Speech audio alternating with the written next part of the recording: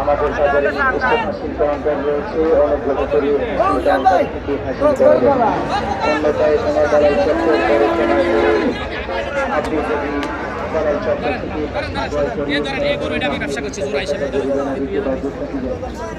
আমি 2000 নিছি আমি যদি লাগে লই যান 50 টাকা দিলে একবারে 50 টাকা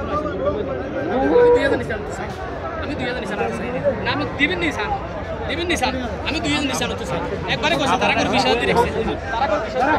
20000 দিয়ে রাখছে তারা না না 500 টাকা